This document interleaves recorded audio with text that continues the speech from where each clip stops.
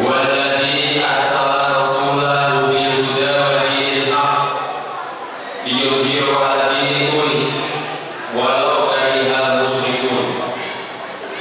أشهد أن لا إله إلا الله وأشهد أن محمدا رسول الله. اللهم صل على سيدنا محمد وعلى آل سيدنا Muhammad. Yang kami hormati para alim, para ulama, para tokoh masyarakat, wabil khusus kepada Bapak Ketua Takmir Masjid Al-Ihsan Besar, Bapak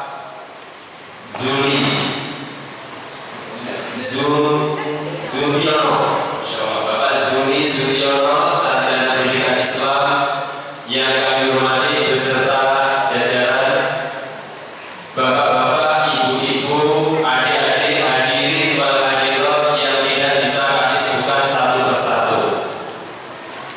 Kita bersyukur kepada Allah dengan mengucapkan alhamdulillah malam hari ini atas ridho dan izin Allah biidznillah bisa bermuajah bertemu di Masjid Al-Ihsan yang sama-sama kita cintai, Masjid Al-Ihsan Besar, karena ada yang sugro, ini kubro, ada dua. Kami dari BWA atau Badan Wakaf Al-Quran malam hari ini alhamdulillah diterima untuk silaturahmi di masjid ini. Ada sekitar 10 kru dari BWA dan juga telah hadir di tengah-tengah kita. Dia adalah Al-Hafiz Syekh Muqtasim Billah. Jadi beliau ini lahir besar di Gaza. Ada yang tahu Gaza Pak Ibu? Pernah dengar di Palestina.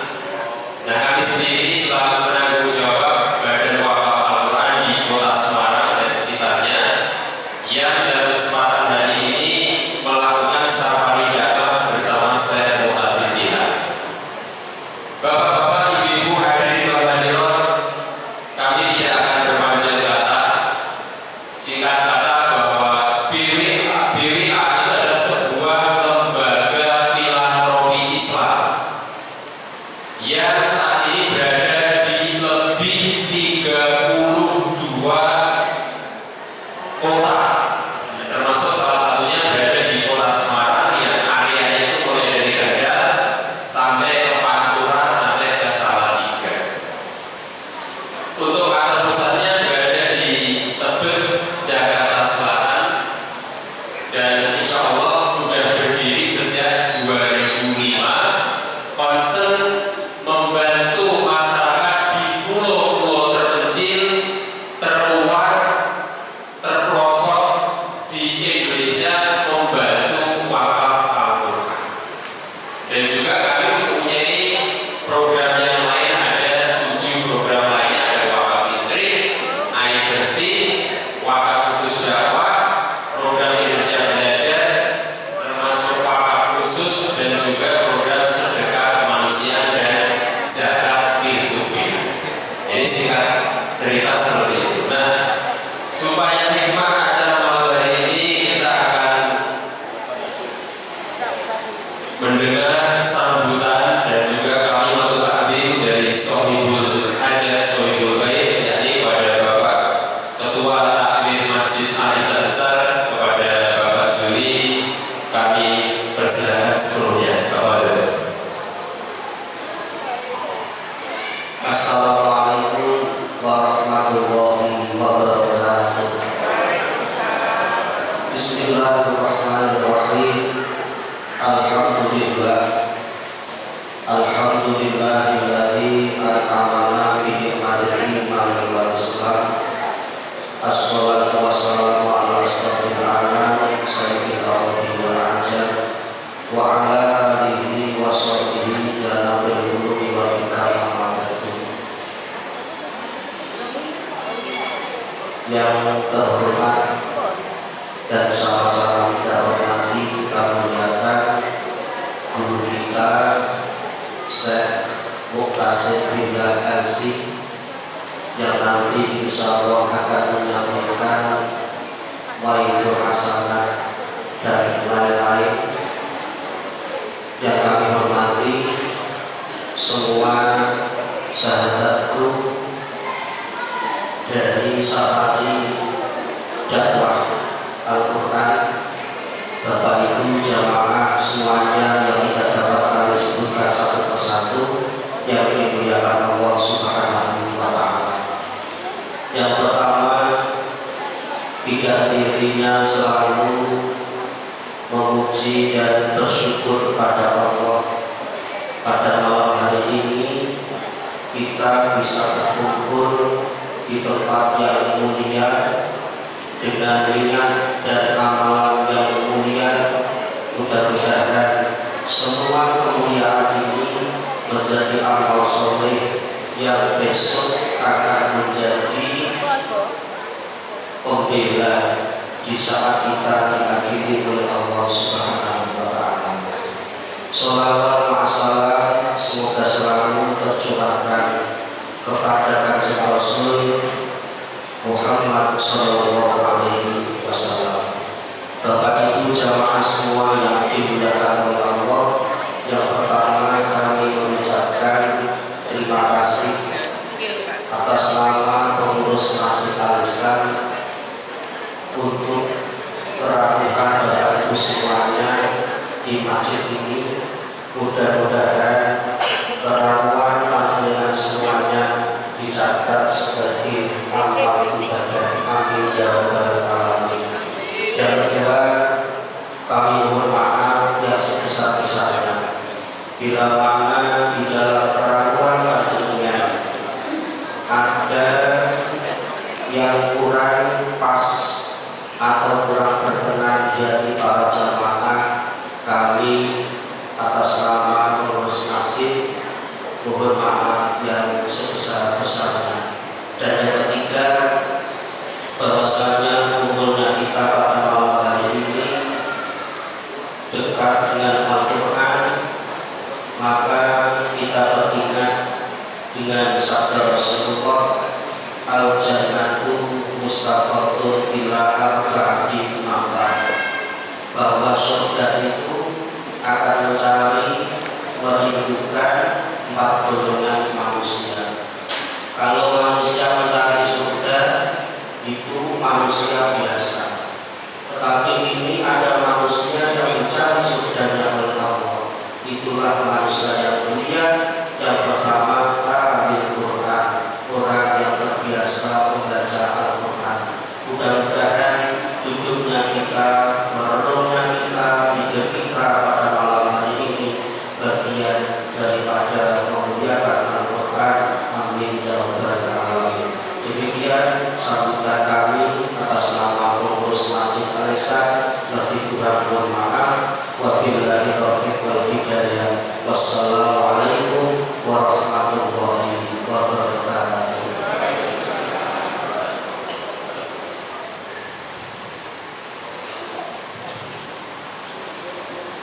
Alhamdulillah, jazakumullah khairan katsir wa jazakumullah ahsanal jazaa kepada Bapak Suli Sugiono selaku Ketua Takmir Masjid Al-Ihsan yang telah memberikan sambutan dan juga motivasi kepada kita semua.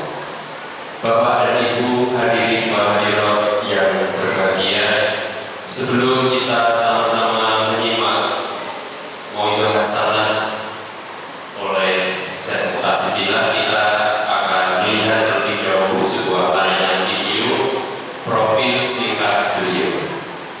Jadi beliau ini lahir di Gaza, Palestina, tanggal 9 Juni tahun 98. Kira-kira usianya berapa ini? 98 berarti berapa?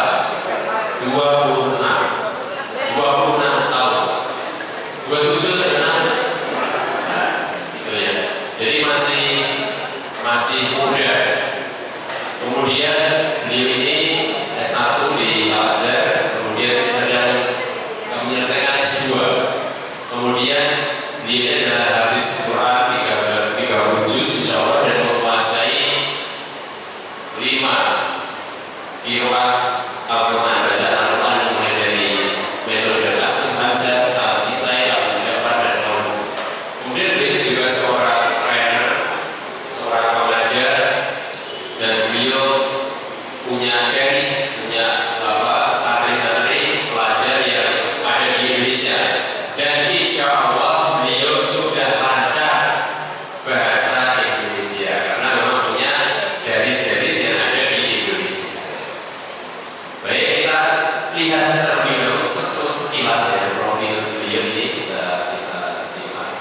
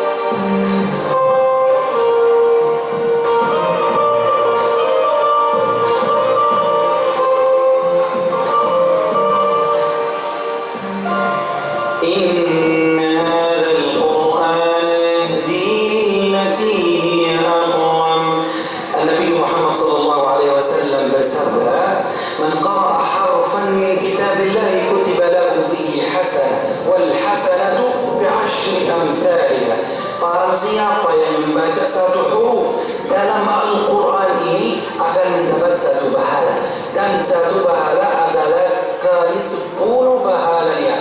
Coba bayangkan satu huruf saja dapat 10 pahala.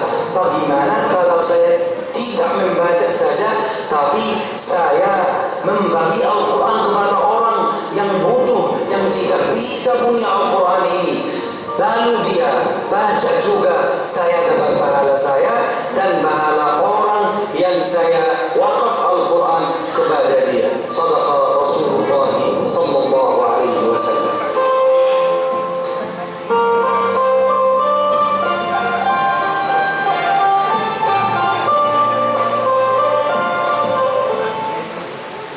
Baik, selanjutnya saat yang kita nantikan tausiah hasanah yang akan disampaikan oleh Al-Hafiz Syekh Mu'tasim Billah yang mengambil tema hidup mulia bersama Al-Quran. Kepada beliau falyatafadhal mashkur.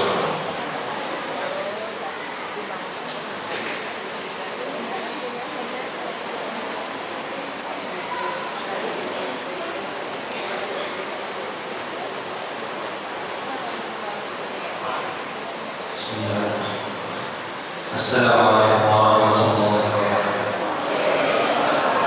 Alhamdulillahi rabbil alamin, wa bihi nasta'inu wa la udwana illa 'alal zalimin. Alhamdulillahi fi kulli waqtin wa fi kulli hin. Allahumma lakal hamdu bil islam wa lakal hamdu bil iman wa lakal hamdu bima 'allamtana min al-Qur'an wa lakal hamdu bi kulli ni'matin an'amta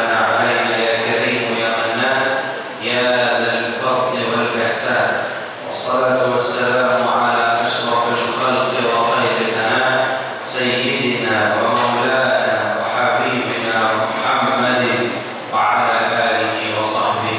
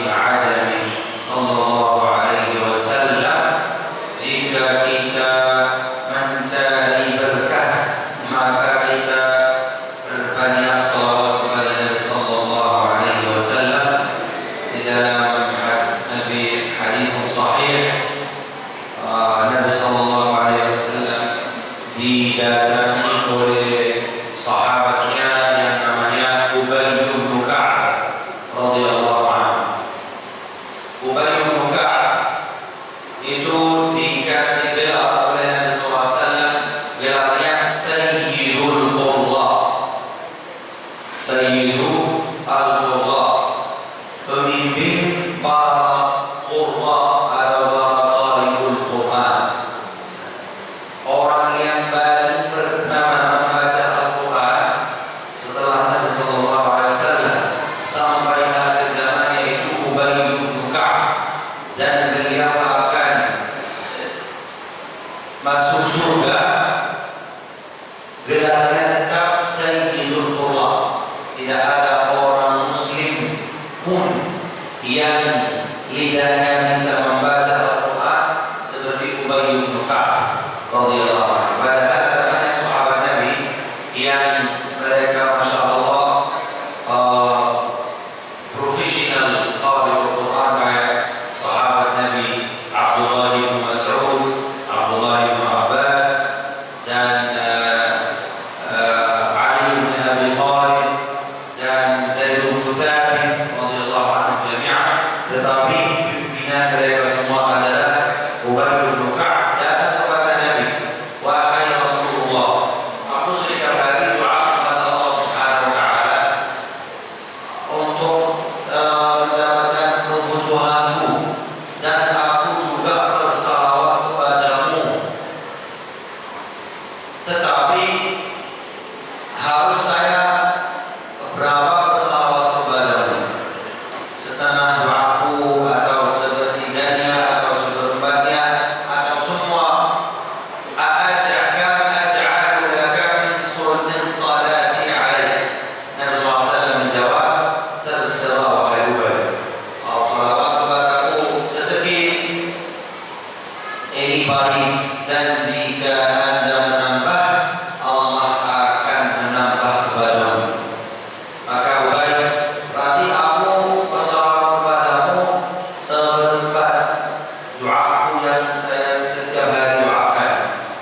Nabi SAW menjawab, bagus, dan jika Anda menambah, Allah akan menambah kepadamu. Setengahnya, wahai Rasulullah. Baik, jika Anda menambah, Allah akan menambah kepadamu. Maksudnya Nabi SAW, Allah akan menambah kepadamu kebaikan, menggantimu dengan salawat kepadaku, kebaikan dan kebutuhanmu semua. Menambah, dan jika Anda menambah, Allah akan menambah kamu. Berarti seluruh doaku, aku tidak mau doa tentang hajatku, kebutuhanku, tetapi 1 jam atau 2 jam atau 3 jam yang setiap hari wiridku doa kepada Allah Subhanahu wa Ta'ala, aku akan menjadikannya semua salawat kepadamu saja. Tidak mau doa, wahai Allah berilah kebutuhan Ubay, tidak mau, tetapi seluruh doaku akan menjadi salawat kepadamu. Nabi sallallahu alaihi wasallam menjawab, idzan yughfaru dzanbuka wa tukfa hammuka. Berarti jika Anda melakukan ini, wahai Ubay, berarti seluruh dosa Anda diampuni oleh Allah Subhanahu wa Ta'ala, dan Allah Subhanahu wa Ta'ala meringan, memudahkan seluruh urusan Anda. Anda tidak akan merasa kesulitan, wal gham, tidak akan merasa sama sekali dengan bersalawat yang banyak kepada Aku. Tsumma amma ba'du, jemaah sekalian, mohon maaf dimana agak lama sedikit. Yang kedua, saya mengucapkan terima kasih kepada DKM Ta'bir Masjid Al-Ihsan yang mulia ini, Bapak Zuli hafizahullah wa ra'ah, yang beliau memberi kesempatan untuk kepada kita untuk bisa hadir di masjid yang mulia ini, dan mengucapkan terima kasih kepada seluruh jamaah yang hadir majelis ilmu ini. Semoga majelis ini penuh dengan berkah, dengan ilmu, dan dengan taqwa ikhlas kepada Allah Subhanahu wa Ta'ala. Tsumma amma ba'du, jemaah sekalian,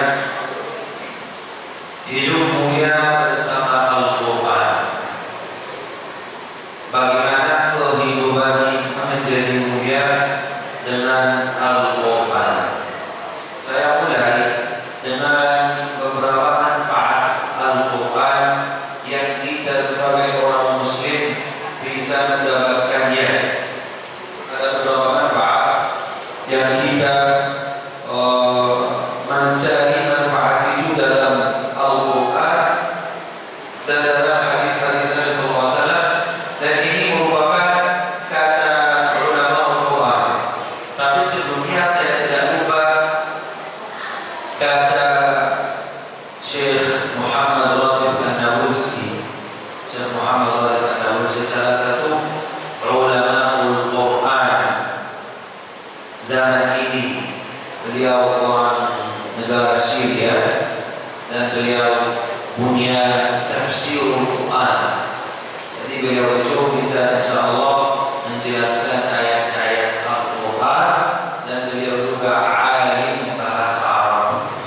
Di zaman saya kan seluruh orang Arab itu alim bahasa Arab. Bisa kata orang Arab, ada orang Indonesia saya ketemu punya ilmu nahwi. Tahu ilmu nahwi kan? Bahasa ini yang ilmu nahwi di pondok pesantren. Ilmu nahwi itu kenapa kita bilang Allahu, kapan kita bilang Allah, dan kapan kita bilang Allahi? Nah, itu namanya ilmu nahwi. Dhammatun, fathatun, kasratun, fa'ilun, mubtada'un, maf'ulun bih. Ini namanya ilmu nahwi. Ada orang Arab tidak bisa ilmu nahwi ini, padahal dia hanya Arab. Jadi ada orang Arab yang ulama bahasa Arab. Kayak ada orang sahabat Nabi yang profesional membaca Al-Quran, tetapi ada yang lebih profesional, yaitu Ubaidullah.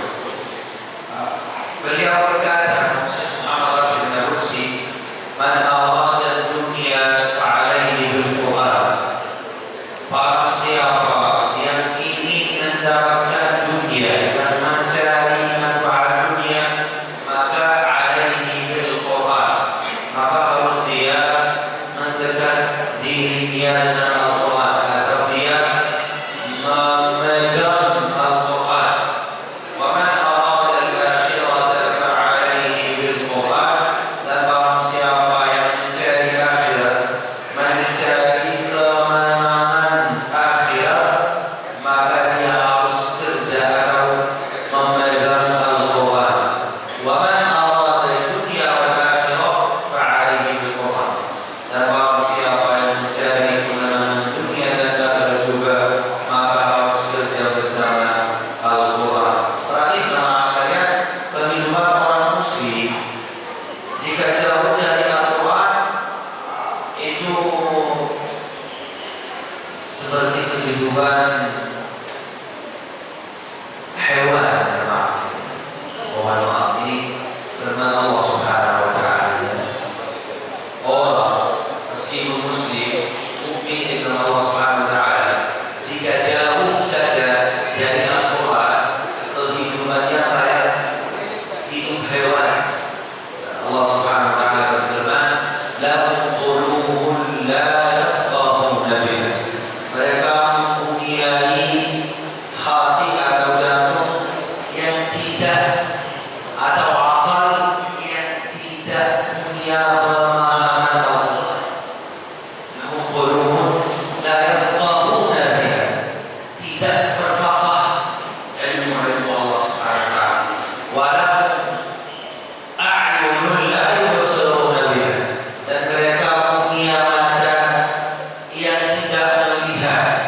Maksud Allah Subhanahu wa taala bukan tidak melihat, mereka buta. Mereka bisa melihat, tetapi tidak bisa melihat arah yang betul mana. Berarti mereka jauh dari Al-Quran. Walahum adhanun la yasma'una biha, dan mereka juga punya telinga yang tidak bisa dengar. Bukan maksudnya tidak bisa dengar berarti apa namanya, orang yang tidak bisa dengar? Tuli. Nah, bukan tuli, tetapi mereka tidak bisa dengar, bahwa tidak bisa mendengar Al-Quran dan tidak bisa mendengar ilmu-ilmu Allah Subhanahu wa taala. Mereka bukan tuli, tetapi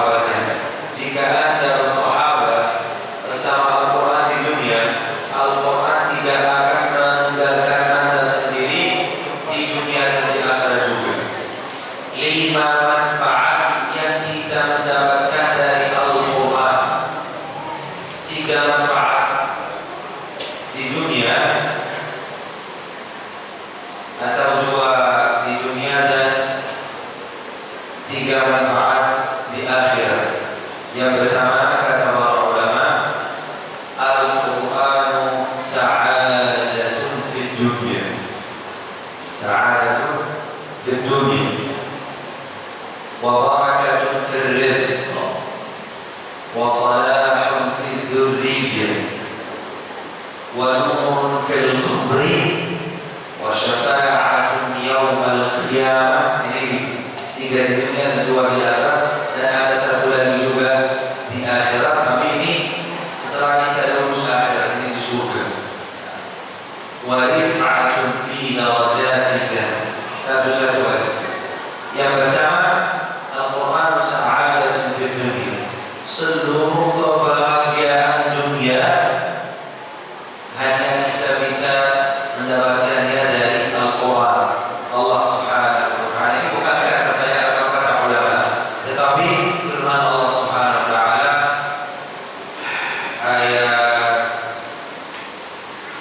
124 surat Taha. Allah Subhanahu wa ta'ala berfirman, "Wa man a'rada 'an dzikri fa inna lahu ma'isyatan dhanka."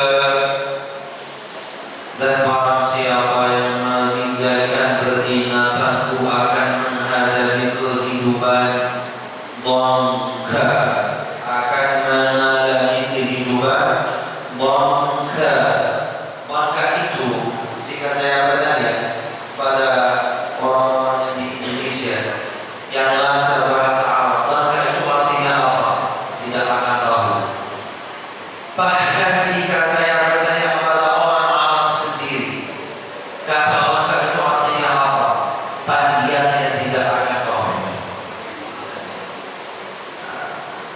Saya akan menambahkan kata dhanka artinya apa, karena tidak ada kata yang artinya sangat cocok artinya apa kata dhanka, tapi saya menambahkannya saja yang lebih dekat artinya.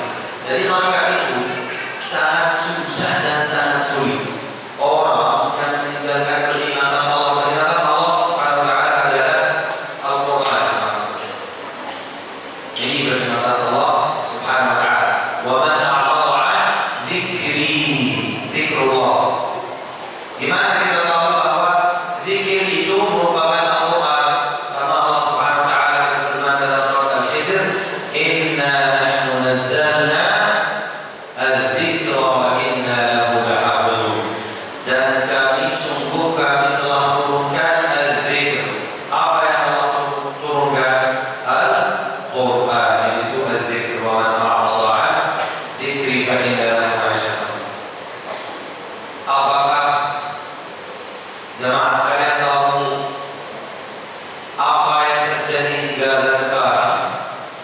Di Gaza, halaman saya, kita mungkin pernah lihat beberapa minggu yang lalu, dan sampai detik ini masih bisa melihat anak kecil yang dibom dalam satu rumah oleh orang kafir laknatullahi alaihim, dan dia dimakamkan tanpa kepalanya. Dan kita pernah lihat orang Gaza itu kayak bantuan itu sedang berjalan, mereka naik dan ambil dari bantuan itu kayak orang pencuri atau kayak maling jemaah. Karena kondisi butuh orang itu, jika tidak naik atas truk yang sedang berjalan ambil beberapa makanan saja mati kelaparan jemaah sekalian. Orang manusia itu butuh. Mungkin kita tidak belum pernah terjadi di sini. Alhamdulillah Rabbil Alamin. Semoga Allah Subhanahu wa ta'ala menjadi negeri ini negeri berkah dan aman. Rabbi ij'al hadha baladan aminan warzuq ahlahu min ath-thamarati la'allahum yashkurun. Amin amin ya Rabbal Alamin. Ya Allah, jadikan negeri ini yang negeri yang aman, dan berilah kepada bangsanya panjang dari rezeki min ath-thamarat, dari tumbuh-tumbuhan bumi, sayuran, buah-buahan bumi. Amin ya Rabbal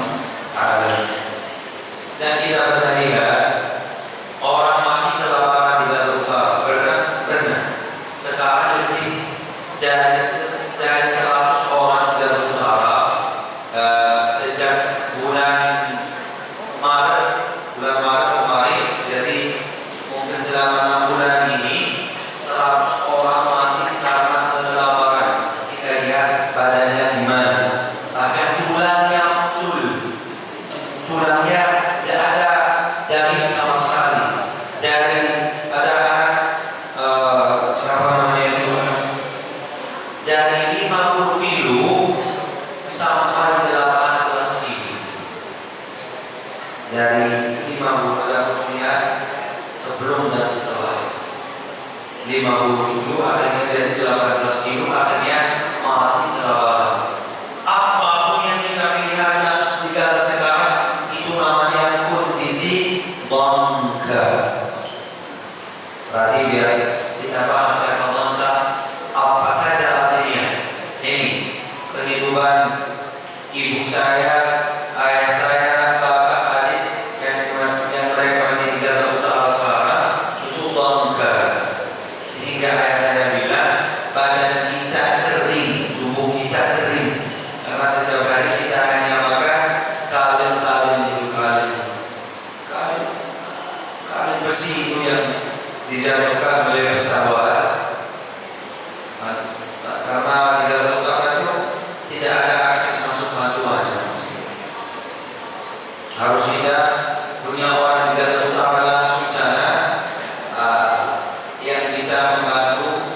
Jadi kita kirim uang ke India sana, dan dia dari sana apa yang ada saja, kaleng-kalengan atau apapun ada merupakan sebagai bantuan, dia beli dan membagi ke orang yang di sana. Tapi bantuan truk yang masuk dari orang Indonesia, orang Malaysia, Mesir, Jordan, Saudi, siapapun seluruh dunia yang terima bantuan itu masuk dari Mesir tidak bisa akses ke utara, karena sekarang Gaza dijadikan 2 bagian, selatan dan utara. Berarti hanya orang yang di selatan bisa dapat bantuan kita, orang utara tidak bisa. Maka itu kondisi mereka itu bangga. Dan Allah Subhanahu wa taala menggunakan kata bangga hanya 1 kali dalam Al-Qur'an, jemaah sekalian. Saya sebagai orang Arab paham ini artinya apa. Menurut saya dalam bahasa Arab kata bangga itu cocok sekali jika digunakan dengan orang yang lagi disiksa dalam neraka. Orang disiksa dalam neraka kondisinya bangga, cocok banget kata bangga sama orang yang dalam neraka. Bangga, tidak ada kata lebih cocok. Tetapi jemaah sekalian, jika kita mencari dalam Al-Quran, ternyata Allah Subhanahu wa taala tidak menggunakan kata bangga dengan orang yang disiksa dalam neraka. Hanya menggunakannya dengan orang yang jauh dari Al-Quran, maka kehidupannya akan jadi bangga. Berarti orang yang jauh dari Al-Quran, orang muslim, orang muslim yang jauh dari Al-Quran, kehidupannya lebih susah daripada orang yang lagi disiksa dalam neraka.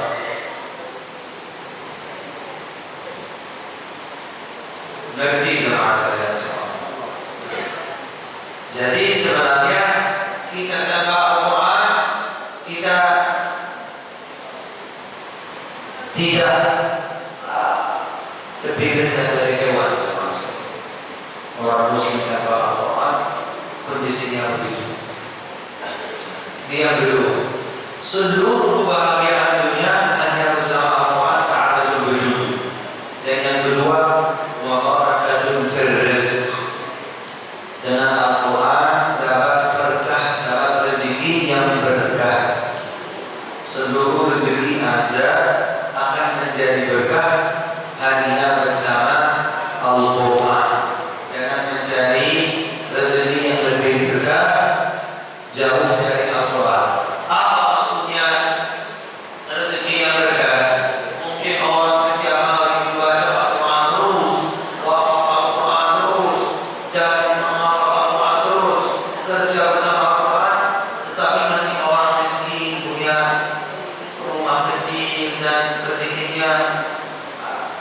cukup saja.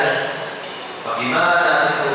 Kata Syekh itu Al-Quran memberi rezeki yang banyak. Rezeki yang banyak jamaah sekalian merupakan merasa kecukupan. Itu rezeki yang banyak. Jadi orang jika tidak merasa cukup, jika dikasih 1 miliar rupiah, tidak akan merasa cukup, mau 1 miliar lagi. Dan jika dikasih mau lagi minta, tidak akan merasa cukup meskipun dunia ini dan isinya, tidak akan merasa cukup. Asal rezeki yang berkah itu merasa cukup. Saya setiap hari, hampir setiap hari, alhamdulillah, jadi selama 1 bulan terakhir ini, hampir setiap hari saya bisa komunikasi sama ibu saya di Gaza Utara. Mereka beli paket internet untuk 1 jam, berbayar untuk 1 jam mungkin bayar 20.000 lebih. Jadi ibu saya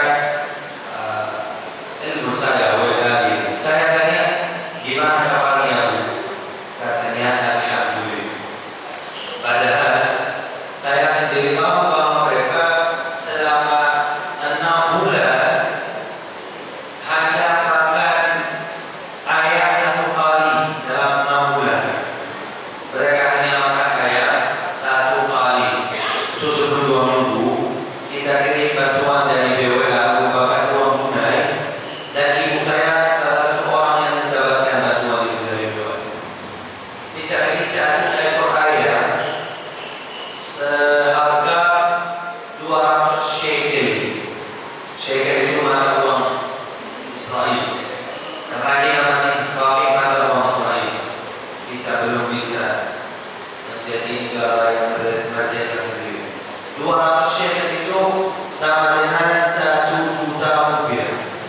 1 ekor ayam. Sekarang 1 juta rupiah. 3 juta itu di selatan lebih murah di utara. Dan ini pertama kali sejak selama 6 bulan, pertama kali 10 orang makan dari 1 ekor ayam. Sekarang ibu saya membagikan dari ayam itu ke tetangga beliau, karena mereka juga belum makan ayam selama 6 bulan. Tetapi kata ibu saya, jika ditanya gimana kabarnya, bilang alhamdulillah, kita dalam nikmat Allah. Apa dalam nikmat Allah yang mana? Rumah kita saja sudah hancur, sudah kena bom, sudah mengungsi 7 kali. Pakaian yang dari awal mengungsi sejak 8 atau 9 Oktober mereka mengungsi, setelah 7 Oktober 2 hari rumah kita kena bom. Mereka lari mencari tempat pengungsian di rumah sakit, dan sampai sekarang ini tempat yang ke-7 hanya pakaian yang mereka keluar dari rumah. Jadi ibu saya membawa 1 mukna untuk salat dan 1 abaya hitam. Selama 6 bulan ganti di antara mukna dan abaya ini dan baju dalam. Gimana bisa bilang alhamdulillah? Itu merasa cukup. Kenapa bisa ibu saya merasa cukup ini? Karena ibu saya setiap hari membaca Al-Quran 1 juz ke atas, minimal 1 juz.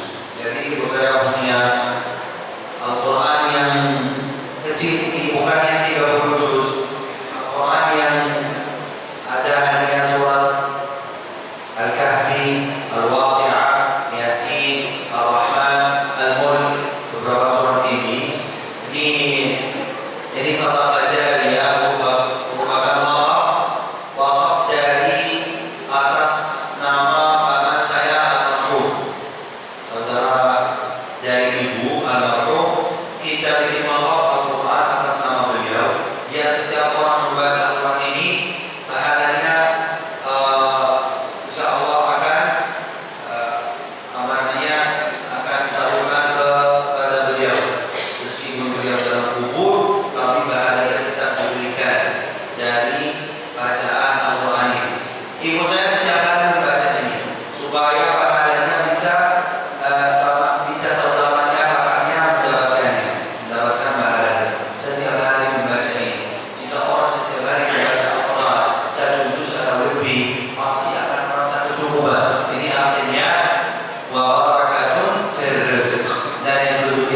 ketiga ini sangat penting dalam aspek yang ketiga ini sangat penting sekali wassalah fi dzurriyyah dan Al-Quran menjadikan keturunan kita saleh. Jika Anda ingin mendapatkan keturunan saleh, banyak orang datang kepada saya, Syekh, minta doa anakku menjadi saleh. Banyak, hampir setiap masjid begitu. Jika Anda mau anak Anda menjadi saleh, ya saya insya Allah akan doakan untuk seluruh jamaah sekalian, bapak ibu yang berada di Masjid Al-Ihsan dapat keturunan saleh yang bisa hafal Al-Quran 30 juz dan bisa menolong ibunya dan ayahnya pada hari kiamat dan bisa meninggikan derajat orang tuanya dalam surga. Amin ya rabbal alamin. Jika Anda ingin mendapatkan anak soleh, keturunan soleh, maka kerjalah bersama Al-Quran. Tidak ada jalur lain yang bisa memberi kepada Anda anak soleh, karena Nabi Sallallahu Alaihi Wasallam bersabda, "Hafidhul Quran yulbisu walidayhi tajal waqa." Penghafal Al-Quran akan memakaikan orang tuanya pada hari kiamat tajal waqa, mahkota kehormatan, mahkota kesopanan. Jika orang tua saling bertanya pada hari kiamat, kok Ibu Khadijah pakai mahkota ini, kenapa kamu gak pakai? Kata Ibu Khadijah, karena anakku menghafal Al-Quran. Apakah anakmu menghafal Al-Quran juga? Hanya orang tua yang anaknya menghafal Al-Quran akan dipakaikan oleh anaknya langsung pada hari kiamat tajal waqa. Kata Nabi SAW, kata Nabi SAW, al-yaqutatu minhu khairun minad dunya wa ma fiha. Satu potongan emas dari mahkota itu lebih mahal dari dunia ini dan isinya semua. Ini siapa yang bisa pakainya? Hanya orang tua yang anaknya menghafal Al-Quran semasa. Dan yang keempat, ini jika di dunia, sekarang jika tidak ada. Yang keempat, Al-Quran nurul fil qabr, cahaya dalam kubur. Apakah kubur itu merupakan akhirat? Ya. Langkah pertama dari akhirat adalah masuk kubur. Jadi akhirat itu 3 langkah. Pertama masuk kubur, kedua terkumpul lagi pada hari kiamat, dan yang ketiga masuk akibatnya surga atau neraka. Alhamdulillah. Insyaallah kita semua yang berada dalam masjid ini dan keluarga kita yang tidak bisa hadir juga menjadi para ahli surga. Dan sebagaimana kita berkumpul di Masjid Al-Ihsan ini, kita insyaallah akan berkumpul lagi sekitar Sungai Al-Kautsar bersama Nabi Muhammad SAW di surga Al-Firdaus. Amin ya rabbal alamin. Jadi yang keempat, Al-Quran nurun fil qabri, cahaya dalam kubur. Beberapa bulan lalu di Gaza Utara, Kabupaten Jabalia namanya. Itu yang ujung utara namanya Bait Hanun, itu batasan sama Israel. Jadi di Gaza sana kita tidak menyebutkan nama Israel ya jemaah sekalian. Kita di sana bilang orang Gaza. Jika bilang tentang kota-kota Gaza yang lain yang masih dalam penjajahan Zionis, kita bilang Filistin muhtal, Palestina yang bawah penjajahan atau Palestina yang terjajah. Itu Masjidil Aqsa, Kota Al-Quds dan tepi barat semua. Karena hanya Gaza saja yang tidak ada orang Zionis, hanya Gaza saja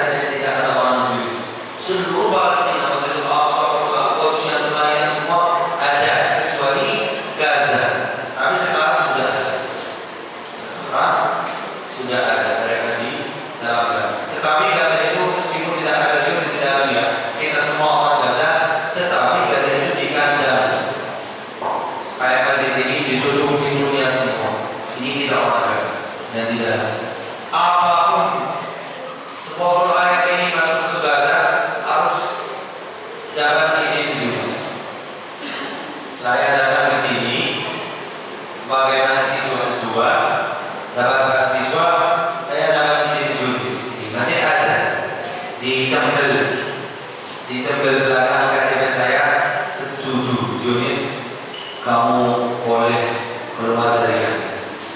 Ada banyak yang dibawa. Saya alhamdulillah membaca surat Yasin, wa ja'alna min baini aydihim saddan wa min khalfihim saddan. Padahal ibu saya suruh jangan kamu pergi lewat Zionis, nanti kamu ditangkap, ini orang jahat. Saya bilang wa ja'alna min baini aydihim saddan. Nabi SAW bersabda, orang yang mencari ilmu, Allah Subhanahu wa ta'ala akan mengirimkan para malaikat yang memudahkan seluruh urusannya. Wa inna malaikata tad'u ajnihataha li talibil ilm. Para malaikat membuka itu sayapnya agar memudah jalan atau urusan orang yang mencari ilmu. Alhamdulillah bisa lulus. Di Gaza Utara, di Kabupaten Jabalia, ada orang meninggal syahid perang ini sebelum beberapa bulan. Terus beberapa hari yang kemudian saudaranya juga menjadi syahid. Saudara kandungnya menjadi syahid. Mereka mencari kubur, mereka akan menguburkannya bersama saudaranya yang sudah syahid sebelum beberapa hari. Mereka membuka kubur saudaranya, ternyata mukanya bercahaya. Bukan, jadi mukanya bersinar kayak matahari. Ada. Saya masih punya videonya di Instagram, dapat 1,2 juta video ini. Sebuah orang syahid di Gaza yang mukanya bersinar kayak matahari. Mereka rekamkan jenazahnya, ini kafannya, ini mukanya. Masih butuh berapa hari lagi? Bukan ini yang luar biasa mas sekalian, tapi yang luar biasa. Mereka mencari orang ini siapa yang mukanya bersinar, ternyata orang hafal 30 juz dan imam masjid di Gaza Utara. Jadi pantas orang hafal 30 juz, masa mukanya tidak bercahaya terang? Masa Allah Subhanahu wa ta'ala orang ini memegang Al-Quran di dunia sehingga bisa hafal 30 juz, akhirnya ditinggal sendiri dalam kuburan? Allah Subhanahu wa ta'ala adil. Tidak mungkin Allah Subhanahu wa ta'ala menzalimi orang. Tidak mungkin. Memegang Al-Quran di dunia, Al-Quran akan datang menemani anda dalam kubur dan menolong anda pada hari kiamat. Berarti yang keempat, cahaya dalam kubur. Yang kelima, wa syafa'atun yawmal qiyamah. Al-Quran merupakan syafaat pada hari kiamat. Dan Rasulullah bersabda, Al-Quran akan datang sebagai pemberi syafaat pada hari kiamat untuk sahabatnya, bukan untuk seluruh orang muslim, hanya untuk orang yang bersahabat sama Al-Quran. Jika anda bersahabat sama Al-Quran di dunia, sahabat itu artinya dekat sama Al-Quran. Jadi saya tidak bisa bilang bahwa saya sahabat sama Ustaz Rohmadi jika saya ketemu dengan beliau 1 kali setahun. Masa saya sahabat sama beliau? Pasti harus saya sering bertemu baru menjadi sahabat. Jika anda sering duduk sama Al-Quran, kerja bersama Al-Quran, belajar, mengajar, hafal, wakaf, apapun kerja bersama Al-Quran, maka anda akan menjadi sahabat sama Al-Quran, dan Al-Quran akan datang memberi kepada anda syafaat, menolong anda terhadap Allah Subhanahu wa ta'ala. Dan yang keenam, wa rif'atun fi darajatil jannah. Dan Al-Quran meninggikan derajat sahabatnya dalam surga. Nabi SAW bersabda, mohon maaf sekalian,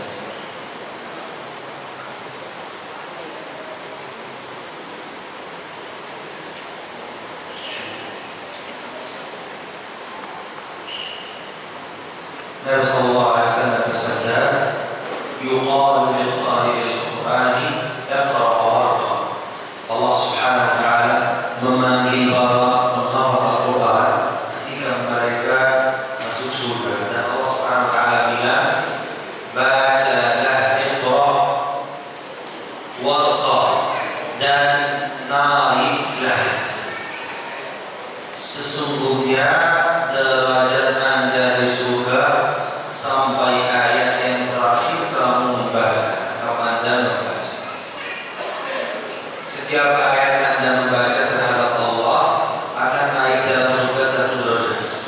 Bismillahirrahmanirrahim. Aisyah betul. Alhamdulillahirrahmanirrahim. Ayat derajat kedua.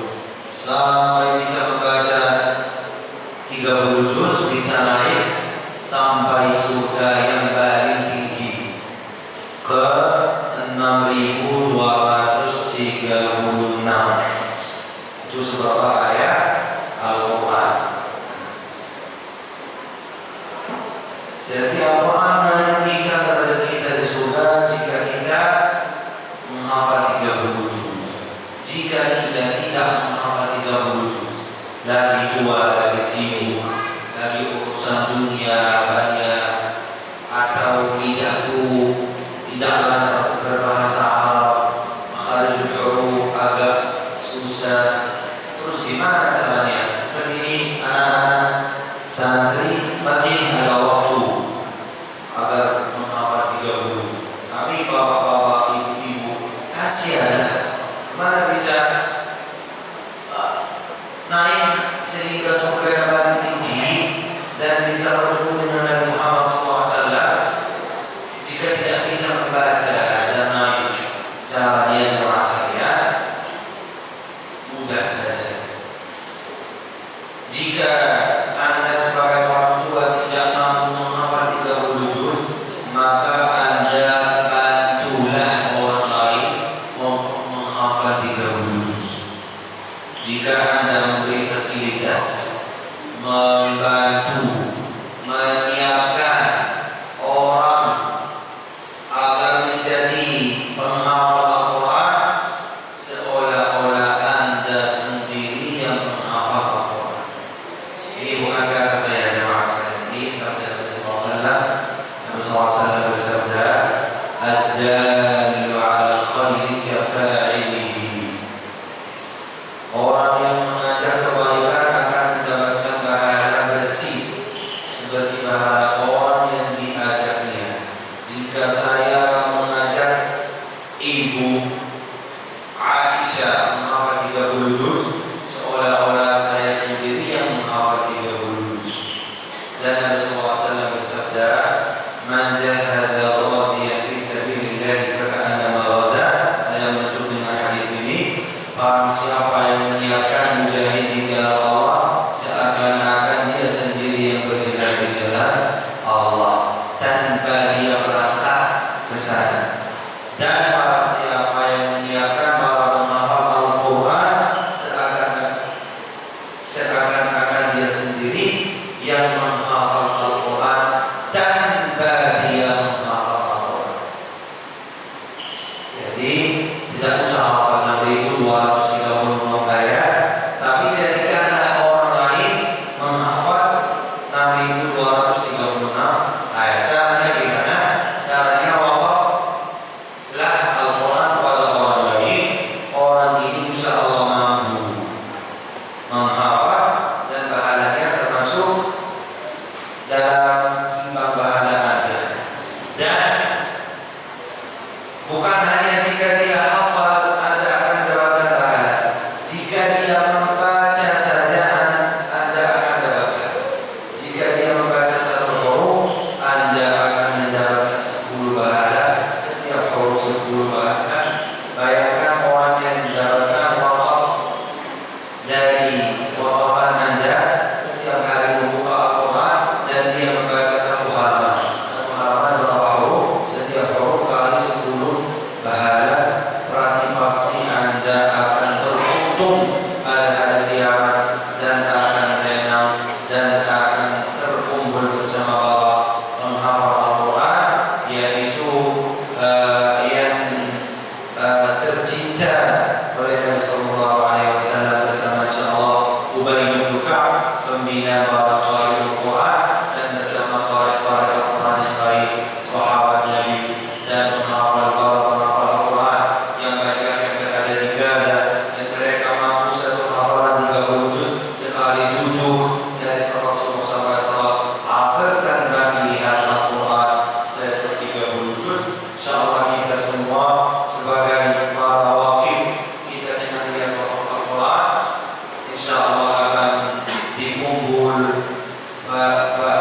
bersama para hufazul Quran dan bersama para anbiya, siddiqin, syuhada, dan sholihin di surga Allah. Amin amin ya rabbal alamin. Saya tidak lupa jemaah sekalian.